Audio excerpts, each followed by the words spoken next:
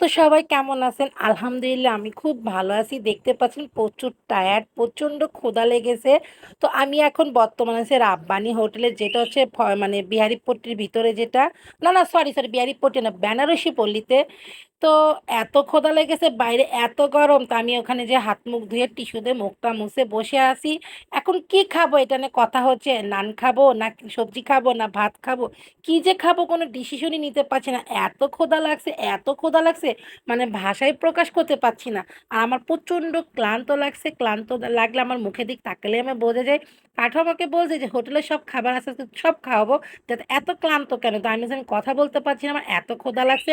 তা আমি চারিদিকে ছটপট করছি কখন খাবার আসবে। এসির তলে বসেছি বা এসির নিচে আছি, কিন্তু আমার প্রচণ্ড গরম লাগছে, মনে হচ্ছে এসিতে আমার শরীরটা ঠান্ডা হচ্ছে না। তো যাই হোক, অপেক্ষায় আছি, অপেক্ষার ডিসিশন নিচ্ছি কি খাবো কি খাবো কি খাবো। আর কথা বলছি, কিন্তু মানে আমি বুঝতে পারছি না, একবার মনে হচ্ছে ভাত খাই, একবার মনে হচ্ছে যে আমি নান খাই। মানে কি যে খাবো নিজেও যায় না। এখানে মোটামুটি ভিড় আছে। অবশেষে আমরা ভাতটা অর্ডার করলাম, ভাতের সঙ্গে ডাল দিলাম, পাতলা ডাল দিলাম। এটা হচ্ছে লাল কি কি বলে, আরে সরি, আরে পুঁই শাক ভাজি আর লাউ চিংড়ি নিয়েছি। আর যেহেতু আমরা বাঙালি, রাতে তো ভাত খাবো না, সেই জন্য চিন্তা ভাবনা করে বললাম যে দুপুরে কয়টা ভাত নিই, কারণ রাতে যেহেতু ভাত বলতে আমি কিছু খেতে পাই না। নান খেলে হয়তো ২টা বা ৩টা খেতে পারতাম, কিন্তু রাতে যদি ধরো ক্ষুধা লাগতো, রাতে যদি ভাত খেতে পারবো না, সে কারণে অবশ্যই আমরা ডিসিশন নিয়েছি বিসমিল্লাহ বলে যে ভাত মুখে দিয়েছি। আর ওই কী বলে, আরে পুঁই শাক ভাজিটা আসলে সেই মজা হয়েছে। বাসায় তো আমরা রান্না করি, কিন্তু বাসার মতো খাবার হোটেলে খাবার কিন্তু অনেক আলাদা থাকে। দেখতেই পাচ্ছেন আমি মুখে দেওয়ার পর আমার কাছে খুবই ভালো লেগেছে, এত মজা, আসলেই মজা। তারপরে লাউ চিংড়িটা, আমি কিন্তু সাধারণত কাঁচা মশলা তরকারিটা খাই না। আর হচ্ছে গিয়ে লাউ চিংড়ি তো নিয়েছিলাম, তার সঙ্গে আবার আমরা ওই যে বেলে মাছ না কি বলে, দেখেন এই বাটিটার দাম ১৮০ টাকা। ৩ পিস মাছ দিয়েছে, আলু দিয়েছে, আর হচ্ছে গিয়ে টমেটো। আর এই যে লাউ চিংড়িটা আসলে মজা হয়েছে। বাসার খাবার আসলে কি বলবো, বলে শেষ করা যাবে না। আর এদিকে পাঠক তো সেই রকম ধুম খাবার শুরু করে দিয়েছে, প্রচণ্ড ক্ষুধা লেগেছে। আর লেবু তো নিয়েছি, সঙ্গে সালাদও নিয়েছি। মামাকে বলা হলো যে এটা আমরা খাবো না, এটা ফেরত নিয়ে ১৮০ টাকা দিয়ে ৩ পিস বেলে মাছ আমরা খাবো না। তারপরে আমরা ডিসিশন নিলাম গরু, আর এতটুকু গোশের দাম ২২০ টাকা বাটি। তো ১৮০ টাকার থেকে এটা খাওয়া অনেক ভালো, কিন্তু চিংড়ি মাছটা আসলে অনেক মজা হয়েছে। বাসায় কিন্তু আমি এগুলো খাই না, কিন্তু ওখানে আমি চেটেপুটে খাচ্ছি। আবার একটু বলেছি মামাকে দিতে, মামা দিল আমাদের। তো পাঠা কিন্তু বেদম খাওয়া দাওয়া শুরু করে দিয়েছে। আমি বলছি নাও নাও, আমি হচ্ছে গিয়ে লাউটা খাবো, লাউটা ভালো লাগছে যেহেতু লাউ, আর হচ্ছে গিয়ে শাক আবার বলেছি মামা আমাদেরকে দিয়ে গেছে। তো সেটাতে খাচ্ছি, পাঠাও বলছে। আর এই দেখেন লাউটা কি সুন্দর, বাসার আমি বুঝতে পারছি না আমি কি, এটা কি লাউ খাচ্ছি না কি খাচ্ছি, আমি নিজেই মানে চিন্তা করছি, কিন্তু এর মধ্যে কোনো আলো দিইনি। যাক বিসমিল্লাহ, খাবারগুলো আসলে খারাপ ছিল না, রাব্বানি খাবার বরাবরই আসলে ভালো লাগা। এই দেখেন চিংড়ি মাছ, প্রথমত চিংড়ি পেয়েছিলাম একটা, পরের বার যখন বলেছিলাম তখন মামা ৩ পিস দিয়েছে। আসলে বোঝেন না, যে যেটা পছন্দ করে সে সেটাই পেয়ে যায়। কারণ তরকারিটা অনেক মজার পিস। এই দেখেন আমি খাচ্ছি, আমি কিন্তু গোশের কাছে যাইনি, এই সবজি দিয়েই খাচ্ছি। আমার মনে হচ্ছে পুরা সবজি যা আছে সবগুলো আমি খেয়ে ফেলি। তা পাঠা বলছে, "এত মজা হইছে?" আমি বললাম, "হ্যাঁ, অনেক মজা হইছে।" আর সাধারণত আমি কিন্তু এভাবে খাওয়া-দাওয়া করি না। বাইরে তো খুব ভালো লাগছে। আর এমনিতে ক্ষুধা লেগেছে। এখন কি পেটে ক্ষুধা ছিল সেই জন্যই কি ভালো লেগেছে? নাকি আসলেই ভালো লেগেছে? আমি বুঝতে পারলাম না। আর এই দেখেন গোশের সাইজ দেখেন, ছোট গোশ। হাইরে গোশ, তোর দাম ৳২২০। তোকে তো চিবিয়ে খাবো। তোকে ছাড়াছাড়ি নেই।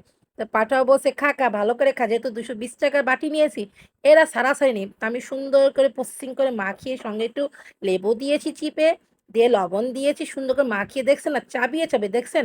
এই গোছটা আমি ৩ কামড় দেবো, কারণ এরা ছাড়াছাড়ি নেই। কারণ এর দাম ৳২২০ বাটি।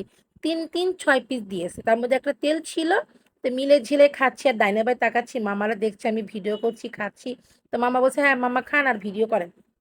পাঠাও বলছে, "এই তুই খাবি না ভিডিও করবি?" আমি বলছি, "হাত দিয়ে খাবো, মুখ দিয়ে ভিডিও করব।" বিভিন্ন রকমের কথা বলছি আর খাচ্ছি, বলছি আর খাচ্ছি। তো যাক মাশাআল্লাহ, আলহামদুলিল্লাহ দুপুরের খাবারটা খুবই ভালো হইছে। মাঝেমধ্যে এরকম বাইরে খেলে ভালোই লাগে। আর যেহেতু বাহিরে গরম, কিছু কাজ-কাম আছে, এটা খেয়ে আমরা বেরোই যাবো ঝটপট করে। আর দুপুরের খাবারটা আজকে আসলে দেরি হয়ে গেছে। আর মূলত আমি খেতে বসেছিলাম ভর্তার লোভে, কিন্তু আমাদের দুপুরটা গড়িয়ে বিকেল হয়ে গেছিল, সে কারণে কোনো ভর্তা পাইনি। রব্বানি ভর্তাগুলো আবার আলহামদুলিল্লাহ অনেক মজা হয়। তো যাই হোক, যে যেটা চাই সেটা তো কখনোই পাই না। বাসায় যখন ডাল রান্না করি ডাল কিন্তু খায় না। দেখেন এই বাটিটার ডালের দাম 20 টাকা। তো পাঠাও খেয়েছে, আমার জন্য কিছুটা রেখে দিয়েছে। তো আমি চিন্তা করলাম ডালটা নষ্ট করবো না। লেবু দেখছো না, লেবুটারে সুন্দর করে চটকায়া চটকায়া রস বের করে নিচ্ছি। কারণ তোর দাম 20 টাকা, তোকে কেন ছাড়বো রে ডাল। আর গরমের দিন পাতলার খেতে কিন্তু মজা, কিন্তু রাব্বানির ডালটা কিন্তু ভালো হয়নি। তো পাঠাও বলছে যে খাবো না, ফেলে দিবো। তো আমি বলছি, না ফেলবো কেন, 20 টাকা দিয়ে নিয়েছি না। তো সুন্দর করে দেখছেন আমি লেবুটা চিপে ঝাঁকানাকা ঝাঁকানাকা করে মানে এটা মিক্সচার করে নিয়েছি যাতে খেতে অনেক মজা লাগে। কারণ সব খাওয়া দাওয়া শেষ, এখন শুধু ডালটাই আমার বাকি ছিল। তো আমি সুন্দর করে মিক্সচার করে নিয়েছি, এখন এটা আমি ঢক ঢক করে খেয়ে ফেলবো, নষ্ট করব। তো দেখে না আমি কি করে খাই, টক টক করে নে ঢক ঢক করে খাবো, তোর দাম 20 টাকা, তোকে কেন আমি ছাড়বো। সারাসারি নেপালে বাটিটা ভেঙে খাইতাম, কিন্তু বাটি ভেঙে খেলে তো আমার জরিপানা দিতে হবে। তা আলহামদুলিল্লাহ ডালটাও আমি শেষ করেছি, কারণ আমি নষ্ট করতে রাজি নই যে ছেটে চুটেও খাবো। কারণ দাম দিয়ে কিনেছি না, আর এখন যে জিনিসের দাম আমাদের মতো মধ্যবিত্ত মানুষদের যে রাব্বানি হোটেলে খাবে এটা তো কল্পনাই করা যায় না। তো যাই হোক আলহামদুলিল্লাহ খাওয়া দাওয়া শেষ। আমি হাতটা এখন ভালো করে আবার ফিনিশিং দিচ্ছি যে, আর মানে হাতটা মজা লাগছে কারণ কি এর সঙ্গে একটু লেবু লেগে আছে, তো সেই জন্য অনেক মজা লাগছে। তো সব খেয়েছি, শুকুর আলহামদুলিল্লাহ সেরকম একটা ঢেক উঠেছি। পাঠকের ঢেকের সঙ্গে মনে মনে দোয়া করেছি যে প্রায় প্রায় যেন আমি খেতে পারি। তো যাই হোক বসে আছি, কারণটা কি জানেন, রাব্বানিতে গিয়েছি, রাব্বানির চা খাবো না সেটা কি হয়। তা পাঠাও বলছে ভাত খেয়ে উঠে চা খেতে হয় না। আমি তাকে বলছি যে আমি কি প্রতিদিন আসতে পারবো, চা না খেলে আমার ভালো লাগবে না, চা তো আমাকে খেতেই হবে। তা আমি বলছি ঠিক আছে আমি একটু রেস্ট নিই। তা আমি এবার টিস্যু দিয়ে একটু মানে অভিনয় করছি যাতে আমার রেস্টটা হয়, যাতে আমি চাটা খেতে পারি। তাই তো পানিটাও ছিল, পানিতেও টাকা দিয়ে কিনেছি, যেহেতু পানিটাও শেষ করলাম। আলহামদুলিল্লাহ আলহামদুলিল্লাহ আলহামদুলিল্লাহ। আল্লাহ তালার মানে শুক্রিয়ার কোনো শেষ নেই। তা আমি বসে টুকুং টুকুং করছি যে যাতে আমার চাটা আসে। পাঠা বলছে এই ওটু, আমি বলছি না আমি একটু রেস্ট নেবো, আমার ভালো লাগছে না, আমার গরম লাগছে। এই বলে বলে আমি প্রায় 10 মিনিট মতো পার করেছি, নাহলে তোমার চাটা দিবে না। তো অবশেষে চা দিয়েছে, এই যে থ্যাংক ইউ, এই যে গরম গরম চায়ের ধোয়া উঠছে, পাঠকে অনেক অনেক ধন্যবাদ। আর চাটা দেখে তো বুঝতেই পাচ্ছেন আমি কতটা খুশি হয়েছি। আর রাব্বানির চা না খেলে কি চলে, সঙ্গে তো নান তো লাগতো। কিন্তু ভাত খেয়েছি, পেটে আর জাগা নেই, নান আর খাবো না, আজকে চাই খাবো। তো পাঠা খুবই খুবই ভালো একটা কাজ করেছে। গরম গরম দেখছেন কি সুন্দর মানে ধোয়া বা গরম গরম যে একটা ফিল পাচ্ছি, সেটা তো আমি বলে প্রকাশ করতে পারছি না। আপনারা তো দেখছেন আমি যখন খেয়েছি তখন তো আমার কাছে মনে হচ্ছে আমি একটা ঈদের ফিল পাচ্ছি। কারণটা কি জানেন, আমি যেহেতু রাব্বানি চা খাচ্ছি বেশ কিছুদিন যাবৎ, ঈদ যাওয়ার পরে কিন্তু এই ধরনের চা আমি রাব্বানিতে খাইনি। তো খেতে যে একটু পড়ে গিয়েছিল, তো দেখছেন কি সুন্দর যখন চায়ের কাপটা আমি চুমুক দিয়েছি, এত মজা হইছে, এত মজা হইছে। আপনারা আবার বলবেন মানে ভাববেন যে আমি আপনাদেরকে লোভ দেখাচ্ছি, আসলেই না। রাব্বানির চাটা আসলে মজা, কিন্তু একটু চিনিটা বেশি হইছে। আর অনেক সময় তাড়াহুড়োকে কথা বলতে গেলে একটু মাঝে মধ্যে বেঁধে যায়। সবাই ক্ষমা দৃষ্টিতে দেখবেন। আর প্রচণ্ড গরম, এখন বলছে খা চা গরম খা। এখন যে কাজে আমরা এসেছিলাম, এই যে খাওয়া দাওয়া শেষ আমরা বেরোয় চলে যাচ্ছি, এখন বাইকে উঠবো। তো মূলত আমাদের একটা দাওয়াত পড়েছে, তো মানে হলুদের দাওয়াত। তো হলুদের গায়ে হলুদের জন্য আমি হচ্ছে কিছু কেনাকাটা করার জন্য হোপে যাচ্ছি, এই যে রাব্বানি হোটেলে যে বেরোয় যাচ্ছি। পাঠোয়া হচ্ছে বাইকটা হচ্ছে গিয়ে স্ট্যান্ড করা ছিল, বাইকটা স্টার্ট দিবে, তো আমি এখানে দাঁড়ায় আছি। তো এখানকার মামার আমাকে দেখছে। তো চলেন আমরা হচ্ছে হোপের দিকে যাব, হোপে তো অনেক সুন্দর সুন্দর। তো মোটামুটি হোপে চলে আসছে, এই যে দেখতে পাচ্ছেন আমি ঘেমে টেমে একসার হয়ে গিয়েছি, মানে বলার কোনো ভাষা নেই। তো এখানে হচ্ছে বুকির জন্য আমি একটা ই কোনো মানে কি বলে শাড়ির একটা হিজাব নিতে হবে। তো হিজাবটা আমি খুঁজছি। আর যেহেতু সন্ধ্যা লেগে গিয়েছে, খাওয়া দাওয়া করে আস্তে আস্তে আমাদের সন্ধ্যা লেগে গেছে, পাঠাও বলছে আমি নামাজে যাচ্ছি, তোমার যা যা কেনার দরকার তুমি খুঁটিনাটি কিনতে থাকো। তা আমি ঘুরে ঘুরে দেখছি আর প্রচণ্ড ঘামছি, আর মনে মনে বলছি চা খাওয়ার ঝাল আমার। তো আমি হচ্ছে বুকির শাড়ির সঙ্গে ম্যাচিং করে এই হিজাবটা নিয়ে নিলাম। মামা বলছে হিজাবটার দাম 200 টাকা। আর যেহেতু হিজাবের সম্পর্কে আমার অত ধারণা নেই, তাই আমি কোনো জ্ঞান দিতে পারবো না। এখানে সুন্দর সুন্দর হিজাব দেখলাম, জাস্ট এই যে এই শাড়িটার সঙ্গে ম্যাচিং করে পরা হবে। তা আমি এক ঝলক মামার দোকান থেকে এক মানে শর্ট নিয়ে নিলাম। আর দুঃখের বিষয় মনে হচ্ছে আমি যখন কেনাকাটা করেছিলাম তখন তো হলুদের জন্য কেনাকাটা করেছিলাম। আর ভিডিওটা বেশ কয়েকদিন হয়ে গেছে আমি আপলোড করতে পারিনি বা এডিটিং করতে পারিনি। এখন সম্ভবত যেহেতু পরে আমি ভয়েস ওভারটা করছি, আমাদের এই হলুদে যাওয়া হচ্ছে না, হলুদটা ক্যান্সেল হয়ে গেছে। আমার মনটা খুব খারাপ, কষ্ট করে কেনাকাটা। তো আমি হিজাব কিনে এখানে বসে দেখতে পাচ্ছেন আমার অবস্থা, আমি এই যে ঘামছি অস্থির হয়ে গেছি। আর বাইরে ভাই কিসের গরম কিসের কি দেখেন, একটু পরে দেখাচ্ছি। হোপের চিত্রটা।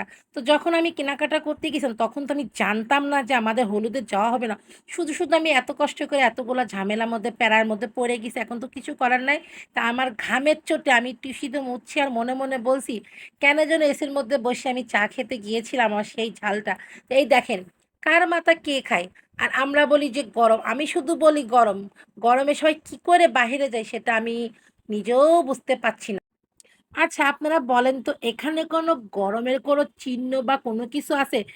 বাইক, বাইক, বাইক আর মানুষ আর মাথা। কোথায় গরম রে ভাই? আমি তো গরম খুঁজে পাচ্ছি না। গরম কি শুধু আমার লাগছে নাকি সবারই গরম লাগছে? আমার নাদিয়া সাড়া দিচ্ছে যে গরম সবারই লাগছে। কারণ এই এডিটিংটা করতে একটু সময় লাগছে তো এই কারণে আবার নাদিয়াও আমার সঙ্গে মানে সাড়া দিচ্ছে যে গরম। আর এই যে মসজিদটা দেখতে পাচ্ছেন এটা হোপের ভিতরে, এটা যারা চিনেন তো চিনে নেন। তো এখানে পাঠোয়া নামাজে ঢুকছে আর আমি এখানে বসে আছি। তো যেহেতু আমি বসেছিলাম নামাজ শেষ পাঠও চলে আসছে, আমি শাড়ি দেখছি। আর আসলে শাড়ি সম্পর্কে আমার এত ধারণা নেই। আমি যেহেতু শাড়িটা খুবই কম পরি, তো মামা একটার পর একটা শাড়ি দেখাচ্ছে আমি দেখছি। আর পাঠোয়া বলছে এটা কত ওইটা কত, পাঠোয়া বলে নে তোমার পাল্লায় পরে আমি শাড়ি কিনাও শিখে গেলাম। কিন্তু শিখতে হবে না, সব কিছু শিখতে হবে। তো এই শাড়িগুলো হচ্ছে আমি এখান থেকে দেখছি। তো মামা একটু দামগুলো বেশি বললেও মামা বলে যে না এত টাকা না হলে দিব না, 800 900 1000 1200 1500 টাকা পর্যন্ত দাম বলেছে। তা আমি এই শাড়িটা বলেছে 850 নাকি 900। তো যাই হোক এগুলো কিছু শর্ট নিলাম। তো মূলত আমার এই দোকান থেকে শাড়িটা কেনা হয়নি, কারণ আমি যখন ভিডিওটা করে ফেলেছিলাম তখন আর ডিলিট করিনি।